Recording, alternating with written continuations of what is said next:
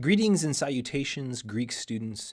We continue our study of the third declension by looking at some examples of how to translate third declension nouns in the context of sentences.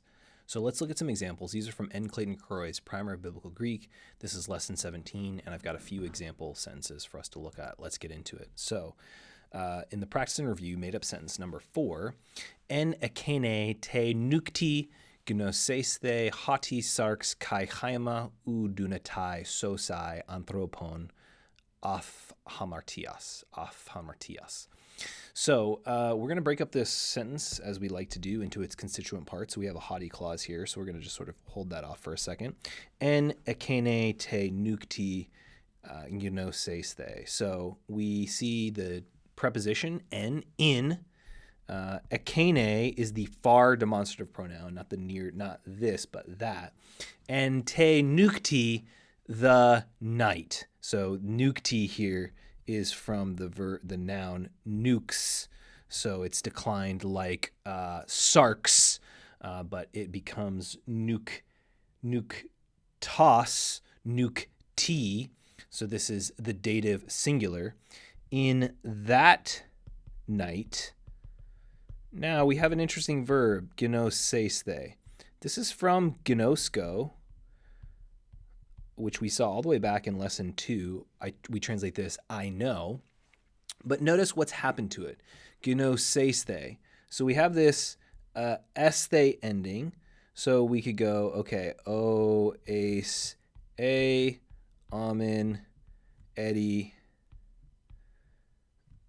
amen, edi, usi, and we see, oh, that doesn't match any of these.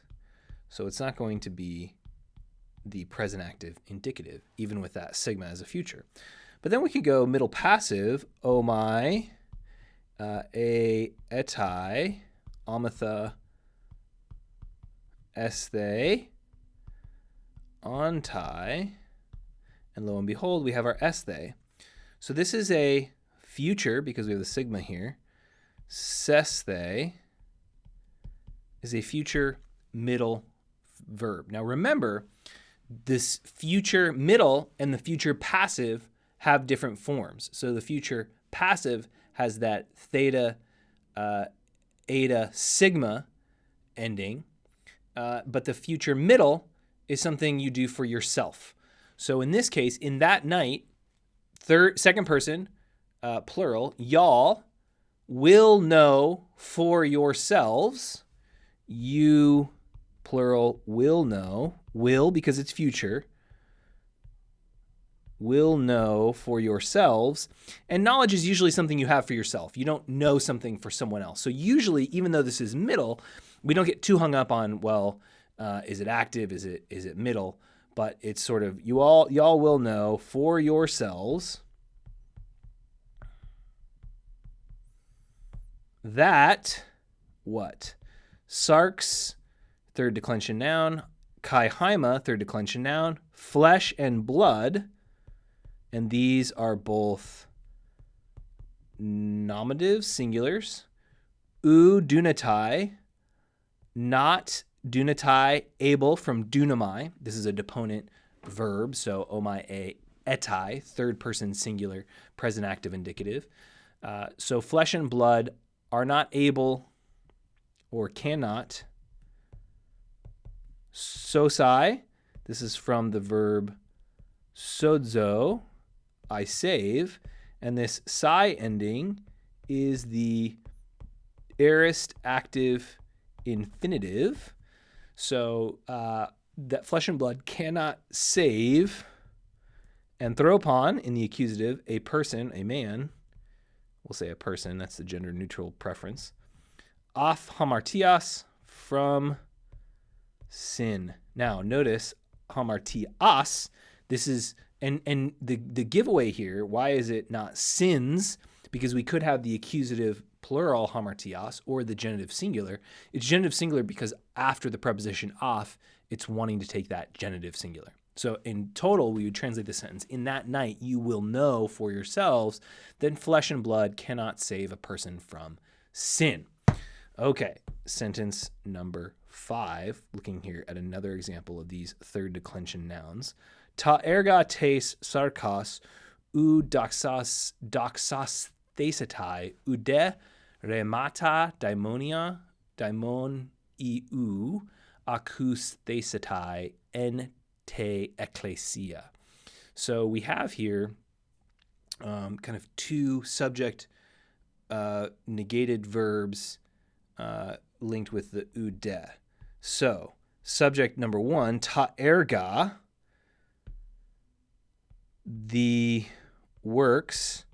So this is a nominative plural from ergon.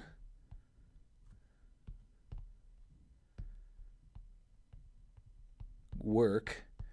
The works te sarkos of the flesh. Notice sarkos is that third declension genitive singular, and you might be going, man, it's hard to remember those third declension endings. Notice the tes here. That genitive feminine singular is really going to help you when you're looking at these third declension nouns to know what these definite articles are. So the works of the flesh, ou dox thesetai. Now, ou is the negation. This is from the verb doxazo, I glorify. And this ending, thesetai, is that future passive. So future, it's will, and we're going to negate it because of the negation here, negated particle ou, will not, and it's passive. So it's not active. It's not the works of flesh will not glorify. It's they will not be glorified. Be glorified. Because this is the passive form of the future passive. The works of the flesh will not be glorified, nor ude, and not, nor remata. This is another one of those third declension nouns from the word rema, which means word, and it's declined just like soma. So this is the neuter plural, nor words plural of a daimoniu of a demon. So thinking about here, getting this here we go. Nor the words of a demon.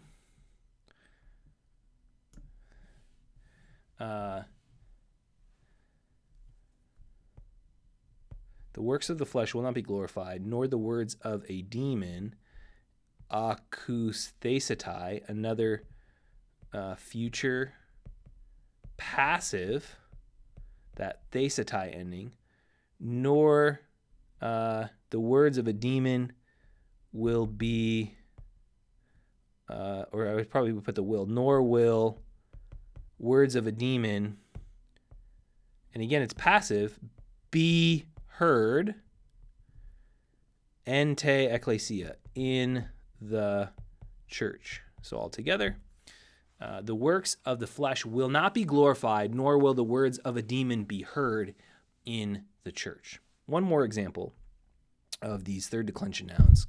Sentence number 13. Haima eurethe en to somati tu andras, epen de hegune autu tois arcusin, hati autas apathenen en te nukti kai aute uk ein eke. So, haima, this is a third declension noun. Make this. Oh, we got to get it the right size here for our screen. Third declension noun, third nominative singular. Blood. So this is our subject, nominative. Blood, eurethe. This is aorist passive, third person singular from our verb eurisco, I find. So third person passive, aorist, snapshot, was found entosomati, in the mouth of the man. But de apin, this is the second aorist form, third person singular, and its second aorist of, lo and behold, Lego. Oh, man. How would you know that? The only way you know that is you see Apin over and over in the Gospels as the second aorist form of Lego. But, hey, gune autu, the woman of him. And this is an interesting teaching moment, that gune can mean woman or it can mean wife. Now, if you have a possessive woman, his woman, probably you're going to translate this as his wife. But his wife said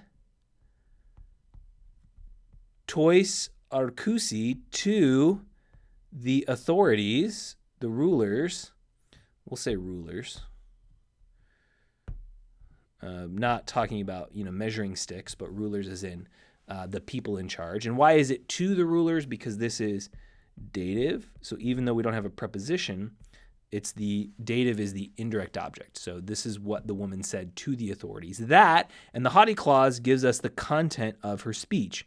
What did she say to the authorities? We're just going to cross this sentence out and read it underneath.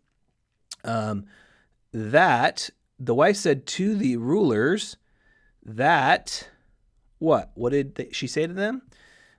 He, that is the man who died, the Andros, died in the night. Ente nukti. So nukti from nukes, like sarx, becomes nuktas, nukti in the dative. And aute, and she was not there. Ain is the imperfect third person singular imperfect form of a me, was. Eke, particle meaning there. So what's happening here in the sentence altogether? We would say, blood was found in the mouth of the man, but his wife said to the rulers that he died in the night and she was not there. Ooh, this is a whodunit case. So we see here a number of examples of these third declension nouns. Haima, stomati, in the mouth. So mati declined like soma, has that lengthened endings, as well as gune, hey gune. Actually, that's not a third declension noun, but arkusi, the rulers, that's a third declension noun, that dative plural.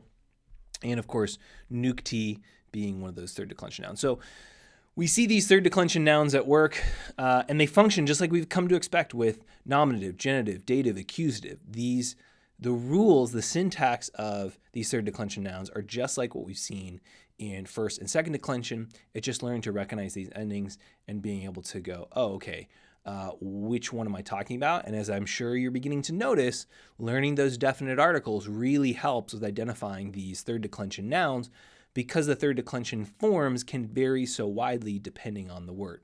The patterns that we see in the earlier lecture, the pattern that you see in soma, in sarx, in archon, they're available to use as guides, but it's more important to be able to recognize these third declension nouns than to have them explicitly memorized, because they vary so widely depending on the form of these third declension nouns. So that's third declension. Keep up the good work.